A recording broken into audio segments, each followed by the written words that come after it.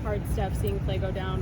What was that like, just knowing how hard, you guys have both dealt with injuries, but how hard he fought to get back to where he was? Yeah, I mean, it's still tough trying to find the right words to put context to that situation, because I watched him come back last year and just that journey that he had to go on from the Iowa game all the way through winter, spring ball, and finally getting back during the summer. So it's, man, like, I still don't even, like I said, have the words.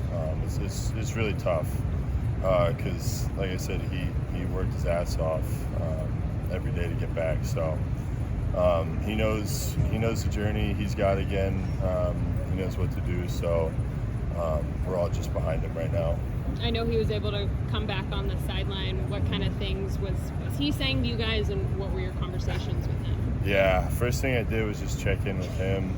I mean, he was as good as he could have been for the situation that he was in.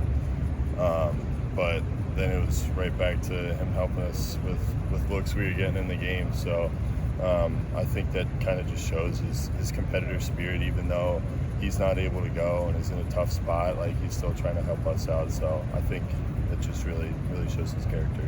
How hard is it to go from seeing an injury like that, seeing someone that you're so close with, your friend, and then having to kind of get your head back in the game and focus on what you're doing? Yeah, I mean, I was standing there with him while all the trainers were around, and then the cart came over, and it's like you're going through so many emotions, like one from the game, and then having that happen, and just seeing like one of your best friends get carted off.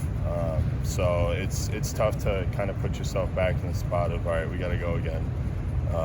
But I think we all did as best as we could. How much of a leader was he in that room, just by the example he set with his recovery over in the offseason and what he has done to get back? Yeah, I think he showed us just how no matter what spot you're in or the cards that you've been dealt, you can always claw your way back like he did. So yeah, I think that in itself kind of showed us like we can get through anything, no matter what spot we're in. So it's going to be tough without him. I know even like for the rest of the game, it was me, Ash, Jay, and Cole there, but we were all kind of like, man, it feels different without Clay there. I mean, obviously a lot to process still because it's still fresh, but I mean, he's talking about who's up now in the charts, where those roles are at. Have you thought about that by any means?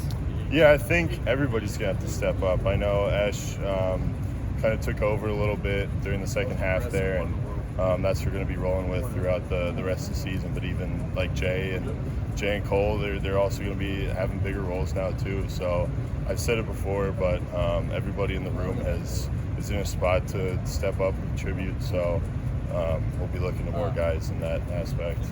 Before the injury, it was kind of you and Clay sharing that role. Do you feel like you're ready to kind of take the primary reps as a starting tight end? Yeah, I mean, I haven't put too much thought about it. More just focusing on like what our prep is for Illinois. But yeah, I mean, if the situation calls, then me or Ash or Jay, everybody's going to have to step up. So I think we're all ready though. And my bad, earlier you mentioned Clay was, when he was back on the sideline, he was kind of helping you guys out with looks.